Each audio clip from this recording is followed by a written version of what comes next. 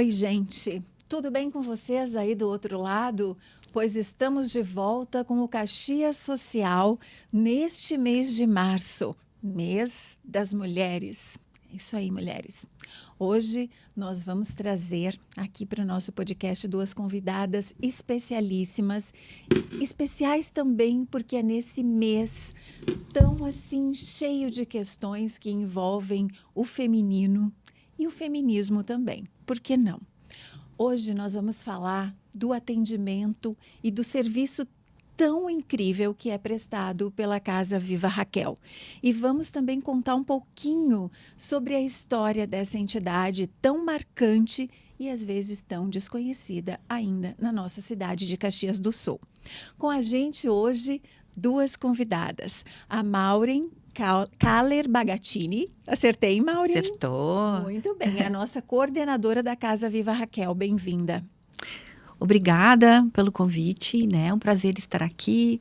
A gente espera poder estar contribuindo, né? E poder falar um pouquinho do nosso trabalho, do serviço que a gente faz com muita dedicação, né? Que é importante, eu acho que é muito importante que a gente possa falar um pouco mais. Também acho. Aliás, é um fato, é importante. Vamos já colocar assim. Thalita de Costa, psicóloga da Casa Viva Raquel. Bem-vinda, Thalita. Muito obrigada. Como a Maureen disse, é um prazer poder estar aqui, expor o nosso trabalho, mostrar o que a gente faz pela sociedade, né? E poder ajudar cada vez mais mulheres em situação de violência. Muito bem. Então, olha aí, ó. A Thalita já deu uma palhinha do que faz a Casa Viva Raquel, para quem não sabe, né? Acredito que muita gente saiba, mas ainda uma grande parcela desconhece esse serviço tão incrível, como eu falei, tão importante, necessário, ainda mais hoje em dia.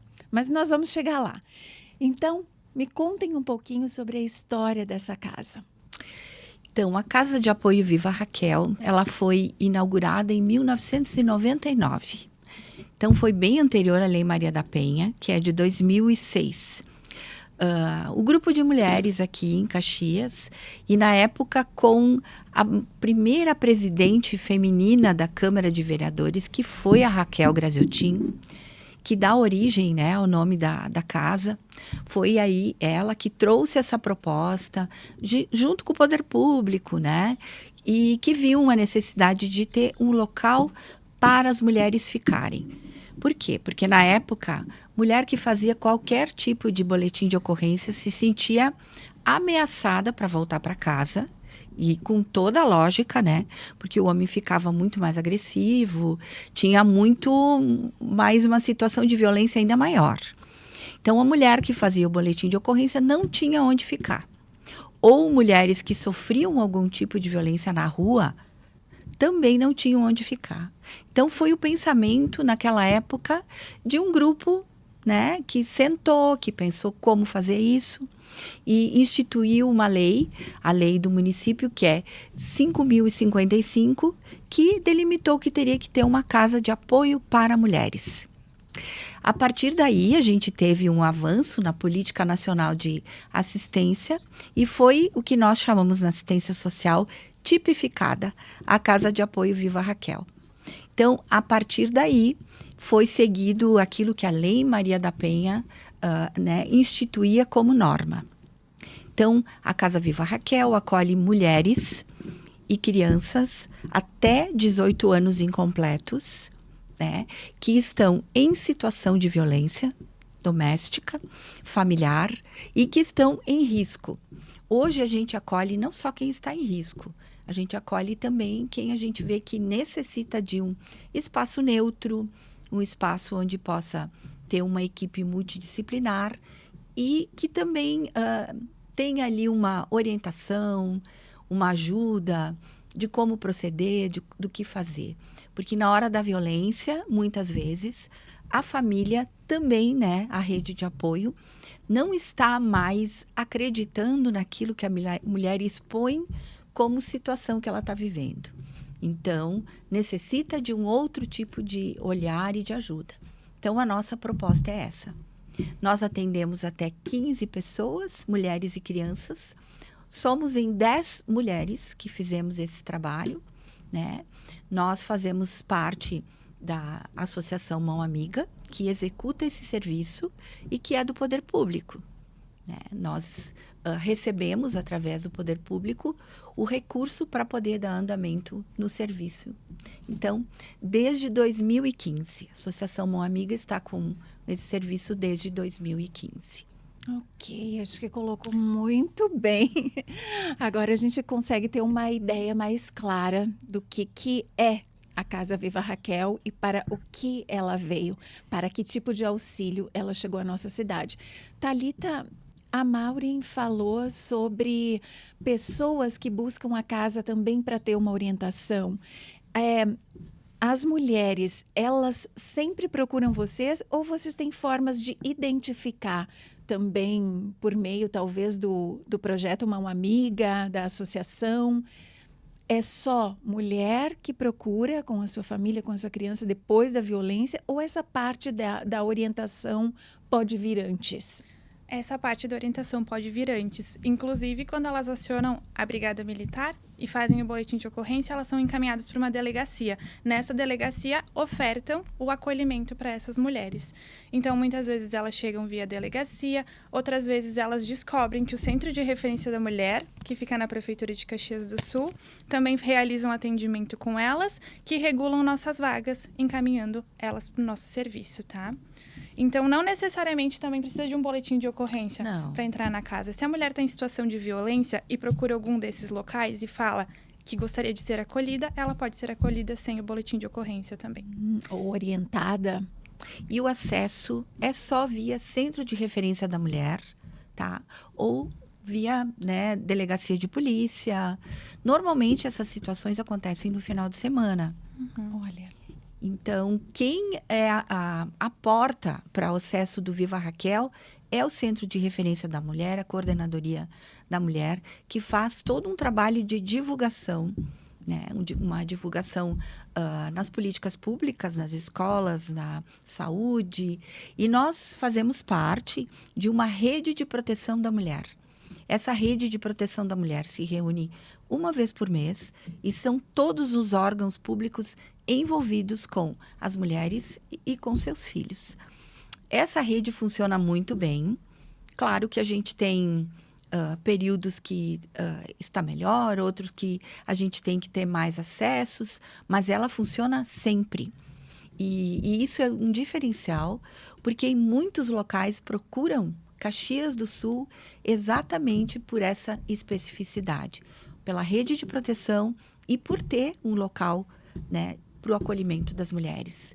Porque no Brasil, eu vou dar um número aqui, que ele pode não ser o real hoje, mas no Brasil existiam 72 casas de acolhimento no Brasil todo. Que é um continente praticamente, né? Então, a importância disso, acho que a valorização disso dentro do município sempre foi algo que chamou atenção.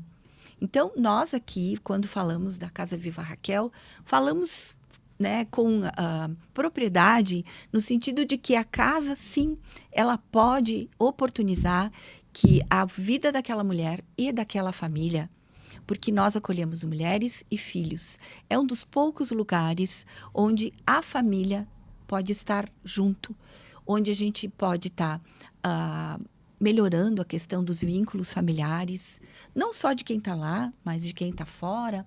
E daí a equipe técnica, Thalita pode falar um pouquinho mais, a equipe técnica faz todos esses contatos, mas lá dentro a gente trabalha e prioriza o contato de mães e filhos. Então, a mãe poder estar num espaço onde ela não vai estar preocupada, o que eu vou comer, como é que eu vou lavar minha roupa, como é que meus filhos vão estar, o que vai acontecer hoje comigo, como que meu companheiro vai chegar, ela não tem essa preocupação. Então, nós direcionamos para grupos intrafamiliares, nós direcionamos para a questão da escola, né, e o cuidado de estar acompanhando os filhos, de poder estar estreitando esses vínculos e ajudando muitas vezes as mulheres a entender o que está acontecendo com aquele filho e vice-versa. Então, isso é muito importante para a gente poder botar de volta para a sociedade aquela família. Não vamos falar em mudança, porque mudança é um processo, né, que demora muito. Mas com alguns novos conceitos, com algumas outras prioridades e entendendo por que precisa, sim, né, ter um olhar diferente para o filho, um olhar diferente para aquela situação. Acredito que a Associação Mão Amiga, com todos aqueles projetos, possam, junto com vocês, auxiliar em várias frentes. Como você falou, escola, o filho, né? Onde que ele se coloca, a orientação. Porque o Mão Amiga, eu estava contando para vocês, né? Já veio aqui no nosso Caxias Social várias vezes e cada vez com um projeto diferente que auxilia uma determinada ramificação. Acredito que isso complemente, assim, bastante, ajude o trabalho que vocês fazem lá. Que ótimo. Thalita, eu quero que você fale um pouquinho sobre isso que a Maureen levantou. Como que vocês trabalham dentro da casa? A pessoa chega lá, a mulher, às vezes só, às vezes com seus filhos. Como que é esse acolhimento e como que prossegue dali em diante? Eu sempre tenho uma frase que eu uso bastante, que é: a gente não consegue mudar uma história de vida de 20 anos em 3 dias. Então, essa mulher, ela precisa passar por diversos processos. E um dos primeiros processos pós-acolhimento é uma situação de tristeza profunda. Ela não consegue compreender o que estava acontecendo com a vida dela. Então, levam alguns dias para ela conseguir se abrir com a equipe, conversar, conseguir ter uma autonomia com os filhos muitas vezes, porque eles não estavam acostumados com um ambiente saudável, como a Maureen falou anteriormente. Então, até ela entender que ela pode ficar tranquila, que ela pode dar orientações para os filhos sem ter uma interferência do marido, que está brabo, que vai agredir ela, que vai agredir as crianças. Então, tudo isso é bem importante para ela se ver como protagonista da vida dela e responsável pela criação dos filhos, né? Então, muitas vezes, essa mulher não conseguiu nem expressar um carinho, abraçar esse filho, né? Ter um momento ali com ele sozinha, ela simplesmente tinha que mandar eles para o quarto enquanto o marido estava agressivo, estava quebrando tudo, para tentar poupar um pouco essas crianças. Então, essa questão do vínculo familiar, eu acho que é algo muito forte que a gente sempre tenta, né? Colocar essa mulher como protagonista. Ela é responsável pela criação dos filhos, ela é responsável por amparar aquelas crianças lá dentro. E a gente vai tentar fazer com que o ambiente seja o melhor possível para tentar reverter minimamente todos esses traumas que foram gerados. Porque a violência não foi só contra a mulher. Ela foi contra os filhos também. Eles estavam expostos a isso tudo, terão sequelas que precisam ser tratadas ali no futuro. Agora, eu fico imaginando quão emocionante também são as histórias e depois quando a mulher entra nesse processo e que ela consegue, enfim, né, como você falou, abraçar, acolher esse filho, não só proteger, mas ter momentos diferentes com ele, fora dessa preocupação ou talvez com essa preocupação diminuída, essa preocupação em relação à violência.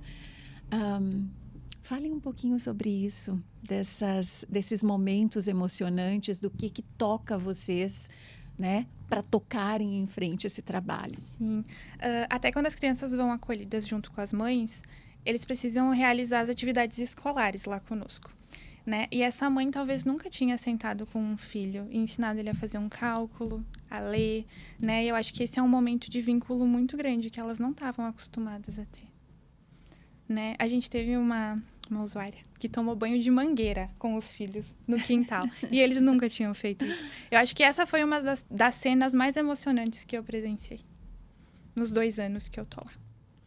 Uma coisa tão simples, né? Que poderia ter sido feita muitas vezes, não conseguiu ser proporcionado para aquela mãe e para aqueles filhos por conta da violência. Então, olha tudo que a gente está perdendo por conta de uma situação de violência. Depois eu tenho uma questão para ti, mas antes eu quero ouvir da Maureen, o que te toca. Então, eu acho que quando nós acolhemos as mulheres ali, quando elas vêm para nós priorizamos sim que ela se sinta bem.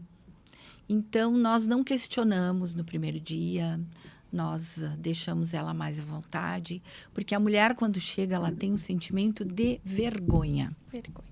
Ela tem vergonha, ela tem medo.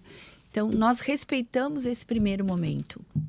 E isso, a gente vê que no decorrer faz toda a diferença porque nós começamos aí uma relação de confiança.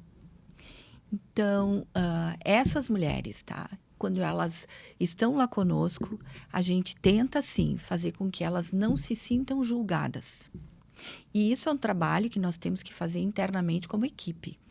Porque a gente reproduz o que escuta, né? Então, essa mulher gosta de apanhar. O que essa mulher fez mesmo para esse homem perder a paciência com ela? Ela que fez, né? A culpa é da mulher.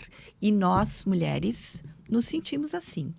A gente é acostumada a ser responsável, a gente é acostumada a cuidar, a ser pacienciosa, a ter carinho, a botar panos quentes, né, para que a coisa não fique pior.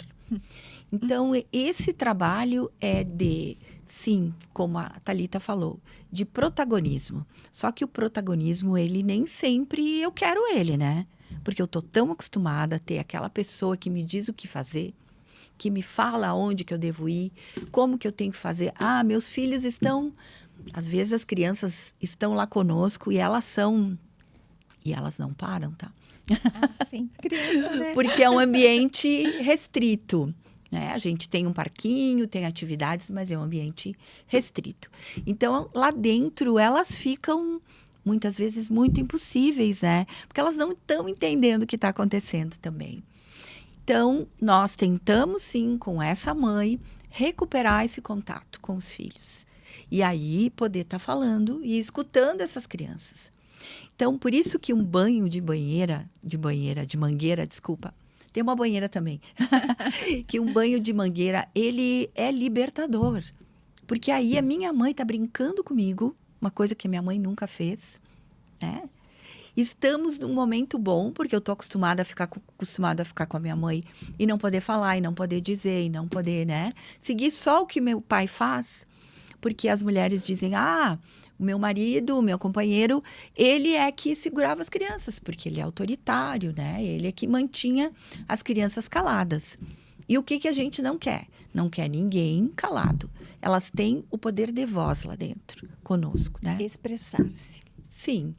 E eu acho que eu vou agora falar para a câmara aqui. As mulheres podem, todas nós mulheres, podemos mudar a nossa história, melhorar a nossa vida e fazer aquilo que a gente tem vontade, dentro dos nossos limites, dentro daquilo que nos faz bem, né? Eu acho que, retomando a tua pergunta, que eu acho que eu não respondi ela ainda, né? Respondeu, sim. Na verdade, nós tivemos uma situação de uma mulher que ela, depois de 20 anos, conseguiu retomar com a família. 20 anos que a família não via ela, que achou que ela estava morta, tá? E a Thalita aqui é que fez toda uma pesquisa. Deus. Porque a gente costuma falar que nós somos um pouquinho detetives, assim. Então, fez toda uma pesquisa e a família ficou tão emocionada. A mãe, que nós ficamos assim, a gente até se desorganizou, né? Sim. Porque a gente viu o que realmente, né, nós todos podemos fazer. E uma família que em momento nenhum falou para ela, como que tu tá aí, por que tu tá aí, o que aconteceu?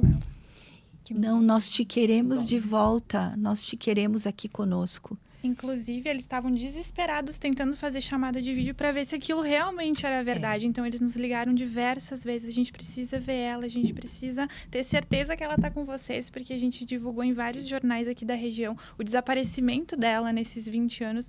Então, eu acredito que sim, esse foi um dos casos mais emocionantes. Muito emocionantes, até porque essa usuária, ela teve tanta agressão na cabeça, tá? Ela tinha tantos danos, ficou com tantos danos que ela, assim, tinha uma dificuldade cognitiva, ficou muito sequelada em função das agressões que ela sofreu. Ela não lembrava de nada, nada. Ela não lembrava o nome dos familiares, ela não lembrava o bairro que a mãe dela morava, ela não lembrava de nada. A gente começou tudo do zero. Esse encontro... A gente assistiu por vídeo e ela voltou para a família, né? Família em Goiás? Minas Gerais? Minas Gerais. Minas Gerais. Então, foi algo que eu até brincava com a Thalita na época. Eu dizia assim, Thalita, tu salvou uma vida. Porque, na verdade, em muitos momentos, a gente pensa, estamos salvando vidas. Sim. Né? Em todos os sentidos. Salvando também em dar esperança. Porque quando sai de lá, a gente procura, assim, com que saiam carregando algo novo. Então, nós temos até um projeto que a gente tem algumas pessoas que colaboram. O Grupo Mulheres do Brasil ajuda muito nisso, que é a bolsa que eu carrego. Tá? Simbolicamente, é aquilo que eu carrego. Nós, mulheres, temos tudo na nossa bolsa, né? É. Então, quando elas saem de lá e muitas entram ali para casa e não tem bolsa. Não tem. Elas têm uma carteirinha, às vezes é numa sacolinha de mercado que elas carregam as suas coisas e muitas entram sem documento, sem nada. Então, é um recomeço mesmo, né? Então, simbolicamente, a gente diz, tu tá carregando a tua bolsa. Quando tu olhar para a bolsa, tu pensa que nós estamos te apoiando. Porque o vínculo conosco termina quando ela sai. Quem faz o acompanhamento é o CRM depois. Uhum. Né? Em função do risco e da segurança, a gente já não acompanha mais aquela mulher. Então, nós procuramos, sim, que ela possa ter força, com alguns detalhes. E a gente sabe que, concretamente, a gente precisa, muitas vezes, ter boas referências, né? Então, elas têm oportunidade de conhecer ali, de escolher também a sua bolsa. Se a gente tem um batom, um rímel, alguma coisa mais assim, né, que possa estar deixando a autoestima melhor, a gente coloca lá dentro. Se não, né, nós colocamos sabonete, um creme dental, alguma coisa assim São que simbólicos. possa... Simbólico. Exatamente. E A que nova mostram bagagem que ela vai carregar. isto. E que mostram também que vocês estão ali. Eu gostei disso. Uhum. Nós estamos também na bolsa, apoiando. Me lembrei dos indígenas norte-americanos que falam da sacola de talismãs, que a gente vai durante a vida, né, colecionando. E que, às vezes, a gente coloca o que não é um talismã. Então, tem que tirar e tem que... Vamos lá, que bolsa é essa? Gostei muito dessa imagem e parece algo tão simples, acho que você falou antes, né? Que as coisas, às vezes, parecem tão básicas, tão simples, para quem não viveu isso, para quem tem o sabonete, a sua própria escova de dentes, e, enfim, né? Thalita, a minha pergunta, né, a minha questão que eu tenho contigo para fazer, enfim, a Maureen meio já levantou na fala dela. E é sobre o julgamento social, a vergonha. Muitas mulheres, acredito eu, que nem registram nada, nem até as matérias que a gente vê, né, na mídia em geral. O que vem para vocês é uma parte, mas às vezes parece meio um iceberg, né? Aquilo que está para baixo, aquelas mulheres que não denunciam, aquelas que se calam, que isso ainda é muito maior. Um grande trabalho ainda precisa ser feito em relação a isso. Como psicóloga, né, o que acontece com essa mulher vítima de violência que às vezes demora tanto tempo, né, 20 anos, para chegar num centro de acolhimento ou que às vezes nem chega? A fragilidade. A gente até trouxe um violentômetro aqui, né, que diz as etapas, né, da violência que ela vai sofrendo. Nós vamos mostrar isso. Então, conforme ela vai passando por isso tudo, ela vai ficando cada vez mais vulnerável e dependente desse agressor. Né? Então, muitas vezes ela está sem documento, ela não pode sair para trabalhar, ela fica privada dentro de casa. Quando ela sai, é com ele. Então, quando que essa mulher vai ter um impulso de pedir socorro, de pedir ajuda? Muitas vezes ela não tem essa força. Ela precisa de alguém que apoie ela. Uhum. E se ela ficar trancada dentro de casa, ela não vai acessar ninguém. E às vezes também essa questão do vínculo com a família da mulher, né? É uma das primeiras coisas rompidas, assim, os primeiros laços. Amigos, acabou os amigos. Ele não permite que ela veja amigos, que ela veja família. Então, como que ela vai pedir socorro? Não permite que ela tenha acesso ao telefone. Muitas usuárias chegam lá sem celular. Ele quebrou meu celular. né? Ele não deixava eu conversar com fulana, ela deve até estar braba comigo, porque faz mais de anos que eu não tenho contato com ela. Então, é isso tudo. E as pessoas também acabam se afastando, né? A rede de apoio acaba se afastando por medo desse agressor. Porque há ameaças e etc. Uhum. Vamos falar um pouquinho da questão do sigilo, então, da casa. A gente não encontra endereço, vocês mudam de quando em quando. Como é que é a estratégia de vocês para manterem a Casa Viva Raquel um lugar sempre seguro? Pois é, eu só vou fazer um fechamento para aquilo que a Thalita Claro, falou. fica à vontade. Eu diria assim, que as mulheres, aquilo que tu falou, vítimas de violência, elas são vítimas daquela situação. Então, a gente trabalha muito isso. Elas não podem se sentir vítimas da vida, né? É daquela situação ali. E como que eu enfrento aquilo? Como que eu enfrento?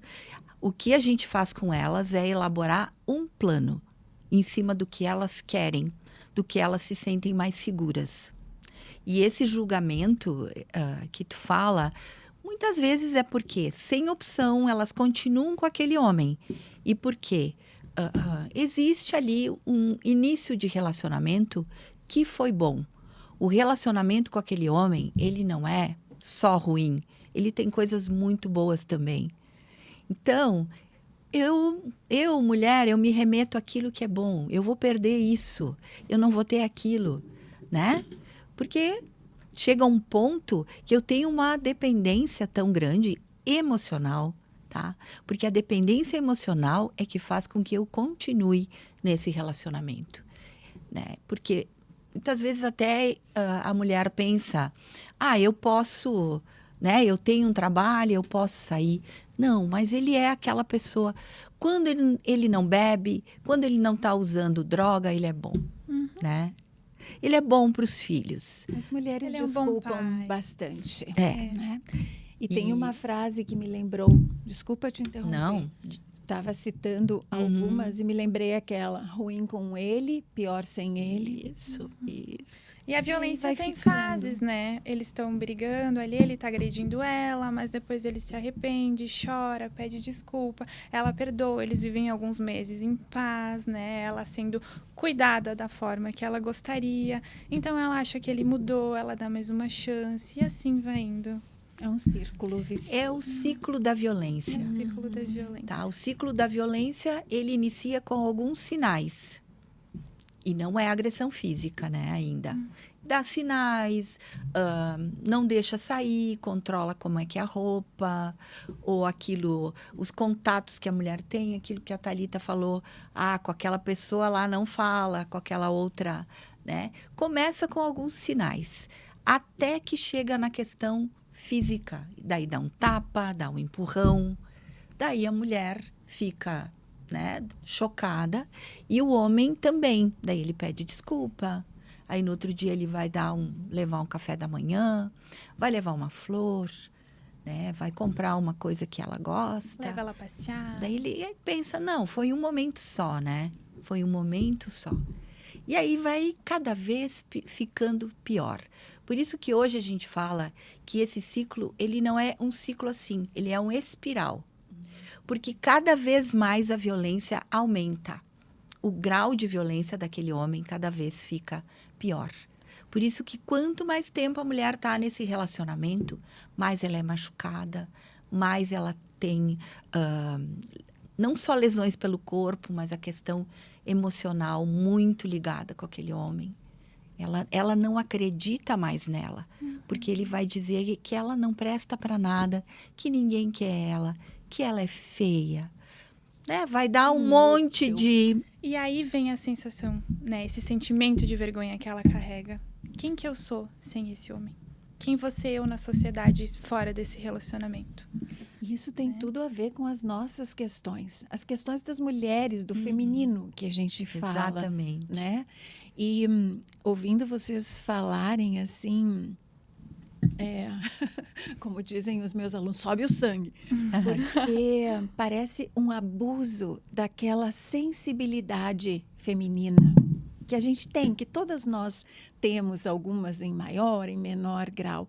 Aquilo que vocês falavam do início, de cuidar, de trabalhar pela harmonia dos lugares, de até suavizar a voz quando vai falar alguma coisa ruim, de tentar contemporizar, diminuir os problemas, trabalhar duro para que a casa e a família estejam todos bem, mesmo que eu fique por último. Enfim, esse tipo de sensibilidade que nós temos, que é nossa característica, é um abuso. Meu Deus, é quase inimaginável pensar, mas afeta muitas de nós e é independente de classe social. Eu perguntaria aqui, quem de nós não sofreu algum tipo de violência, vou falar uma microviolência, ou não sofreu algum tipo de abuso? Eu duvido que qualquer mulher se pare para pensar, já não teve algum tipo de abuso. Tá? Relacionamentos abusivos, relacionamentos tóxicos, a gente demora muito para identificar. Porque nós somos acostumadas, sim, a trazer a responsabilidade para nós, a achar que a gente é que tem que resolver aquela situação e a aceitar. A partir do momento que aquela mulher não aceita, que ela vai buscar alguns, ou que ela confronta aquele companheiro, ela passa a ser louca, tá? Então, a mulher é louca porque ela briga? Não, tu tá falando disso de novo? Isso. Tu tá falando disso novamente comigo? Eu já te disse que é assim. Não quero mais falar disso. Tu que é louca, né? Então, essa questão do feminino tem que vir para nós como algo positivo.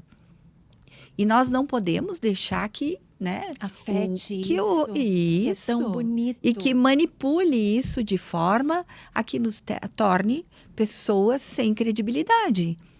Porque é isso que acaba com as mulheres. Tem o próprio judiciário, em alguns momentos, questiona se aquela mulher não é louca mesmo. Né? E eu não estou julgando o judiciário, porque eu acho que eles estão ali para isso. Mas mesmo. Acontece. Né? Então, eu acho que existe, sim, muitas coisas que vêm, né, ali, que confrontam as nossas atitudes e que a gente acaba se encolhendo em função disso. E que vai ter uma mãe que vai dizer, não, por que tu falou isso pro teu marido se tu sabe que ele não gosta? Por que tu deixa as crianças fazerem isso? É tu que deixa, é tu que faz. Não é. Por isso que hoje nós temos que pensar, o homem não ajuda a mulher. Não ajuda. Não é ajudar. Né? Eu te ajudo com a meu casa. marido é tão querido, ele me ajuda. Não. Nós somos parceiros, nós dividimos as tarefas, nós dividimos as despesas, né? E a responsabilidade com os filhos. E é tão bom, né? Aquele pai que consegue participar com os filhos. Nossa, que consegue dialogar. Tudo de bom. Para o homem isso é tão bom. E o homem também fica muito confuso às vezes. Eu acho que no momento que nós estamos, os homens também estão procurando um caminho, tá? Acho que sim. Né? Eu não falei do sigilo, né? Mas tudo bem. Eu ia voltar nisso, mas eu não quero perder também essa questão do homem. Depois a gente volta para o sigilo. Tá. O que a gente faz com estes homens? Eles têm onde buscar ajuda, eles querem ajuda, a gente pode também fazer algo, a sociedade está faltando, existe, enfim, me deem uma luz. Então, né, eu acho que eu vou começar a falar Então, hoje, o perfil da maioria dessas mulheres são mulheres que já sofreram algum tipo de abuso na infância, que já foram molestadas, que vêm de uma situação familiar onde as coisas se repetem, tá? E a gente vê que com os homens não é diferente. O sentido é o quê? Que os homens aprendem a ser agressivos. Dentro da sociedade, aquele homem que não bebe, ele não é tão macho. Aquele homem que a mulher não faz o que ele manda, ele também não é. Né? De piadas, de memes. Isso aí. E muitas vezes, assim, eu, mulher, tô tão acostumada a ter como referência aquele homem que é assim, que é agressivo, que é essa referência que eu quero, é esse homem que eu acho que é o homem para mim. Porque eu nunca vi um outro homem que fosse diferente. Já desde a infância ali convivendo com o pai agressivo, talvez, né? Se relaciona com o primeiro namorado que vai ser agressivo, depois ela termina esse relacionamento. Se ela não tratar essa ferida que ela teve ali na infância, ela vai repetir sempre os mesmos tipos de homem. E na verdade, às vezes, o homem não sabe, e nós mulheres também não, que aquilo é violência, que aquilo é abuso. Quando a gente esclarece, em algum momento que a gente fale para outras pessoas e a gente diz, isso é abuso, isso é violência, as pessoas dizem, não, mas agora tudo é violência? Agora tudo é abuso? Agora tudo... Não, não é assim. Mas é o tom de voz, é o jeito que a gente se dirige. Porque nós tivemos situações de algumas mulheres que, para falar com os filhos, tão acostumadas com essa questão machista, porque nós somos machistas também, né? Em muitas situações. Sim, tem infelizmente, que né? Cuidar muito A gente com o nosso também está comportamento. procurando isso. Então, muitas mulheres, às vezes, estão lá e na hora de repreender um filho, não diz, ó filho, isso está errado. Não, se dirige como se fosse um pequeno adulto, vou falar assim. Ô, cara, fica quieto aí, cara. Ô, cara, né? Então, por quê? Já estou reproduzindo o quê? Um homem vai falar assim, uma mulher vai falar assim. Porque é o meio que eu vivo, a sociedade onde eu vivo, é onde eu fui criada, é a informação que eu tenho. Por isso que a escola é tão importante, por isso que as UBS são tão importantes no trabalho que fazem, os serviços de convivência, o que a gente plantar ali, né, nessa geração que está vindo, a gente vai estar mudando algumas coisas. Muita responsabilidade. Porque é a percepção, né? Educação em vários lugares. Claro que nas casas, às vezes, dependendo da situação, é bem difícil, né? Como educar para ser um bom homem? E o que você considera ser um bom homem? Eu ainda estou nessa questão. As mães, os pais de homens têm muita responsabilidade, mas às vezes sozinhos também não dá. Então a gente tem a escola, como você falou, e outros lugares. Tudo isso tem que se unir de uma maneira muito grande, porque eu vejo os homens com a libertação das mulheres, o feminismo, os movimentos, eles também ficaram meio, quem eu sou? O que eu posso fazer? Para onde que eu vou? Claro. Isso. E isso está desestabilizando também aquele sistema, né, de tratamento, de atitudes masculinas, femininas, o que é ser macho, o que não é, enfim. Então, só que nesses casos que vocês citam, meio que a gente foi para um extremo, né? Existe alguma possibilidade de eu não sei se esse é o trabalho de vocês, então estou refletindo só. Existe possibilidade de conversar com estes homens? Existe uma entidade, alguém que faça esse outro caminho? Porque a mulher e os filhos já estão ok com vocês. Para mim está tudo certo. Mas é aquele lá. Daqui a pouco larga essa, encontra outra, faz igual. Provavelmente, né? Existe no judiciário o projeto Hora. Tá? O projeto Hora tem como objetivo trabalhar com esses homens. É uma psicóloga que faz um acompanhamento e ajuda eles a identificar o que é essa violência, o que está acontecendo. Então, é um trabalho que acontece aqui em Caxias, né? Porque aqui, nós, como centro de uma região, a gente é referência, né? E acaba sendo também para outros municípios. Então, esse projeto tem tido muitos resultados positivos. Hoje, mais de 70% desses homens conseguem entender, tá? Claro que quando é o judiciário que chama, né? Tem um peso. Sim. Então, esse é um trabalho muito positivo. E eu acho que cada vez mais, nos espaços de assistência social, o CREAS, o CRAS, tem chamado os homens também para tentar entender o que está acontecendo, né? Então, a gente sempre comenta com as mulheres lá também, porque muitas voltam para esse companheiro, estão lá conosco e voltam. Aí a Nós gente não chega na questão do estamos... sigilo também, né? Isso. Então, nós não estamos aí para separar ninguém. O que a gente quer é que as pessoas fiquem bem. Se eu gosto do jeito que meu marido me trata, eu me sinto bem. Se a gente falar de uma forma mais agressiva, forte, sei lá, né? Às vezes até com um pouco de violência, é uma coisa que para mim tá ok e para ele também, tudo certo, né? O que importa hoje e a gente tem que trabalhar é que nós somos livres e a gente tem escolhas. Então nós escolhemos. A gente pode escolher errado? Pode. Importante a gente entender que nós é que induzimos para aquilo que nós podemos mudar, né? Então hoje, nos dias de hoje, o que a gente mais estimula lá dentro da casa é o diálogo. Por isso que tudo é conversado. O que falta? O que falta para todos nós, né? O que nós estamos fazendo aqui? A gente está conversando. A gente está trocando ideias. Nós estamos, né? Daqui a pouco tem alguma coisa que talvez a gente não esteja tão de acordo uma com a outra. E é por isso que a gente fala.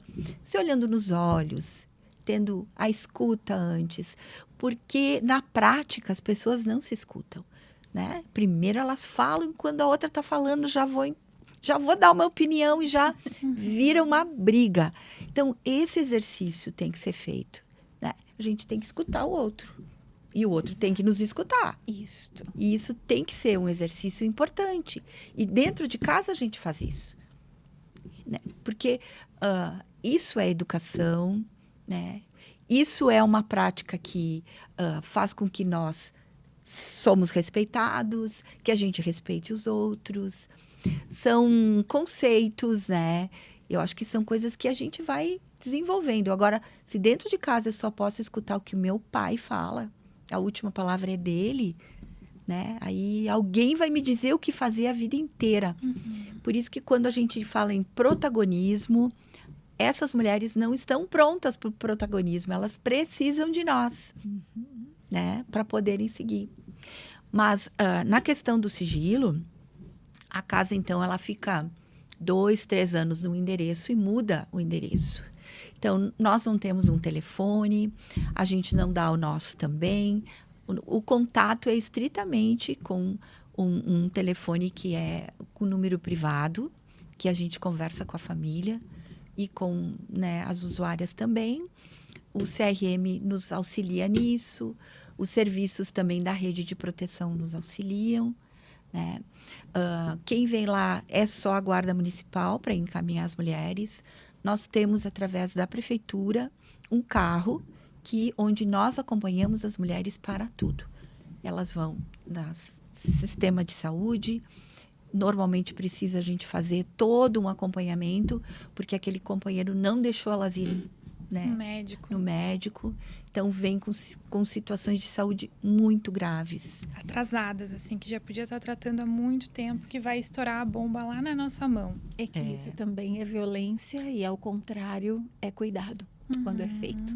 Perfeitamente, Então, ali conosco, elas também são orientadas a valorizar o sistema de saúde, a saber os exames que elas têm que fazer, que é um compromisso também estar indo lá, que é um compromisso com elas, né? E também essa questão de eu entender o que é o coletivo. A gente trabalha o coletivo lá dentro, porque elas vão fazer tudo em conjunto. Sororidade. Exatamente. E também saber que se eu marco um médico e eu não vou, eu estou prejudicando alguém que poderia estar no meu lugar. Então, toda essa questão assim da nossa responsabilidade com aquilo que é de todos. Porque o nosso serviço é um serviço, né, do poder público também, e que é de todos, mas que tem que ter regras, que tem que ter acompanhamento, que todas nós temos que seguir, mas que nós podemos falar, nós podemos dizer o que está nos incomodando, né? Então, o sigilo, ele é importante para nós podermos dar a segurança, porque elas chegam muito apavoradas, começam a ver pessoas que entraram no quarto, alguém que está, né, batendo na porta, porque isso é o cotidiano, então acaba, né, vindo como ainda como esse trauma, né? Esse trauma que vai ficar para a vida, que a gente ajuda um pouquinho a ressignificar, né, Thalita? Mas é nosso também, é a nossa história, são as nossas cicatrizes e feridas, e é nosso. E assumir isso também é protagonismo. E é bonito, sabe? E é forte. Então, eu ouvindo vocês assim, é muito emocionante. Vocês fazem um trabalho também que exige de vocês uma fortaleza. Não sei se essa é bem a palavra, mas imaginei assim, as leoas. É enfim, tipo né? isso. Uma fortaleza para poder amparar essas outras mulheres, essas outras de nós, vamos colocar assim. Então, a gente está meio se aproximando do final do nosso programa. Vou começar com a Thalita, que tu faças uma amarração assim do que foi falado até agora, que dê a tua mensagem para as mulheres em especial que estão ouvindo, mas para os homens também. E depois eu vou encerrar novamente com a Maureen. Bom, eu fico meio sem palavras, né? Porque eu acho que eu trabalho tanto com isso e cada uma reage de uma forma diferente, né? As mulheres são tão subjetivas, o ser humano é tão subjetivo, que a única coisa que eu acho que eu teria para falar é: tenha força, tenha coragem, acredite no teu potencial, em ti. Não deixe que o que te falam todos os dias, que a maneira que te agridem, se torne uma verdade absoluta no teu coração, né? Sempre traga a tua essência de pessoa e lute pela tua felicidade. Não tem como a gente não se emocionar, né, Thalita? Tu se envolve muito com as histórias, como é que é? Ou tem que manter aquela frieza? Porque eu sou jornalista e sou da velha guarda, né? Então a gente ia para a faculdade, vocês têm que ser imparciais, vocês não podem ter muitas emoções, porque vai atrapalhar a informação. Como é isso para ti, em especial? Somos seres humanos, né? Eu sempre digo. Independente da nossa graduação, do nosso diploma, quando a gente está na frente de uma alma, a gente precisa ser só mais uma alma. Uma alma que vai acolher a dor daquela pessoa, que vai ouvir ela com empatia e vai fazer o que ela deseja. Em nenhum momento julgando essa pessoa, né? Muitas vezes eu pergunto para elas: o que tu quer fazer? Né? Eu acho que isso é melhor para ti, mas o que tu acha que é melhor para ti? Né? Então, temos alguns reingressos também, a gente não falou disso, mas talvez a mulher tenha que passar lá pela casa 1, 2, 3, 4, 5, e sem ser julgada, né? Talvez ela precise de todas essas vezes para conseguir sair dessa situação de violência. E a gente tem que aceitar isso, não julgá-la e entender as escolhas que ela vai fazer. É um aprendizado muito grande também para essa psicóloga. Meu Deus. É junto, né? Tudo junto. Sim. Muito obrigada. Eu sou uma mulher jovem, estou no início da minha carreira, mas sim, eu estou num lugar incrível e acredito que eu estou onde eu deveria estar. Muito bem. Acredito que sim também. Foi o que me passou. Maureen. Então, eu acho que quando a Thalita falou da questão dos reingressos, né? Acho que o reingresso, ele é simbólico, porque ele significa que passou por nós várias vezes e ainda não conseguiu achar o seu caminho, né? Mas a gente sente, quando a mulher volta, que ela não tinha base nenhuma antes. Que nós funcionamos ali como aquela mãe, né? Inclusive, já nos falaram isso. Eu voltei para casa da mãe. Maior elogio. Então, a gente se questiona, né? Não conseguimos, mas cada pessoa tem o seu tempo. Cada pessoa tem a sua vivência e os seus valores. Então, quando as mulheres voltam, a gente tenta... Qual vai ser a nossa perspectiva agora com ela, no sentido de ver como ela está sentindo aquele momento. E tudo que nós falamos, ela traz para nós. Cada vez ela vai trazendo um pouco mais. Então, é o tempo de cada uma. Então, eu diria que, como nós estamos aqui, vamos falar no mês de março, que é no mês da mulher, que nós, mulheres, quando nós sentimos que é o momento de mudança, Não tem ninguém que faz uma mulher voltar atrás. Pela minha experiência, quando dá um clique na mulher, ela diz, não quero, não vou, isso aqui não é mais para mim. Tá? Então, a mulher toma a decisão. Muito mais do que o homem.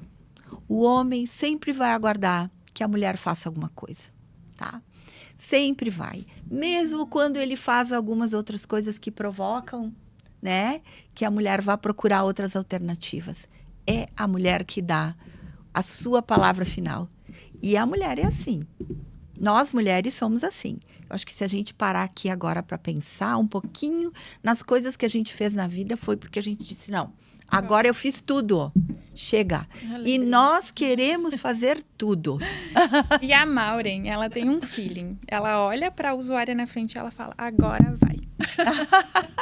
E ela tá certa. Ai, gente. Porque nós vamos, né, nos integrando ali, aprendendo também. A gente aprende todo dia.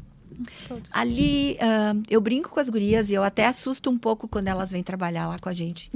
Eu até digo assim, tu tá preparada para isso? Porque tu vai ver coisas muito incríveis aqui. E quando a gente acha que viu tudo, vai ter uma coisa nova, tá? Sempre tem uma coisa nova, tá? E o que nos choca muito, e o ano de 2023 foi um ano especificamente que a gente teve muita mulher machucada fisicamente. Nós tivemos, assim, muitas agressões. Então, simbolicamente, a gente vê que existe, sim, uma violência que está aí e que a gente não consegue mais expressar. E que a questão física está extrapolando. Eu quero botar para fora de alguma forma, né? Então, vamos, sim, conversar, abraçar quem está perto de nós, entender que é importante a gente viver bem. A felicidade a gente conquista todo dia, através de muitas coisas.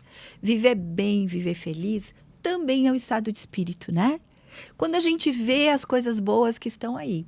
Porque se a gente só vê o ruim, nunca nada vai ser bom, né? Questão de energia. Isso aí. Então, vamos aproveitar, mulheres, que esse é um momento de mudança.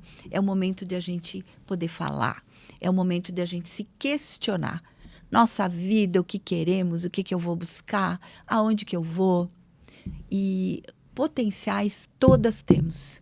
E, às vezes, as mulheres que a gente tem lá, elas têm tanto potencial que elas não acreditam nele. Então, vamos acreditar. Vamos em busca. A vida está aí para a gente viver bem. Então, vamos viver melhor. A gente não precisa aceitar o que não está bom. Vamos lutar, mas uma luta interna e vamos ser cada vez melhores com quem está junto com a gente e vamos se sentir melhor. O sentimento é que faz com que a gente procure o melhor para a nossa vida. Muito obrigada. Maravilhoso esse podcast. Eu espero que vocês aí do outro lado também tenham gostado. Muito emocionante. Histórias assim fazem a gente pensar. Mulheres aí do outro lado, vamos ficar atentas também. Vamos saber assim do fundo do nosso coração que não estamos sozinhas e não é só a sua amiga. Tem a Casa Viva Raquel também, se você precisar. E homens, nós precisamos estar juntos. Pensem sobre isso. Vocês também têm um lugar no mundo e pode ser um lugar de harmonia, um lugar de gentileza.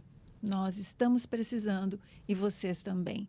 Às vezes, estamos como humanidade todos meio machucados. Está na hora da gente se juntar de vez para um mundo mais bacana, mais gentil, mais querido, como a gente diz aqui em Caxias. Um mundo mais querido. Obrigada por vocês nos acompanharem até aqui e até o próximo Caxias Social. Beijo!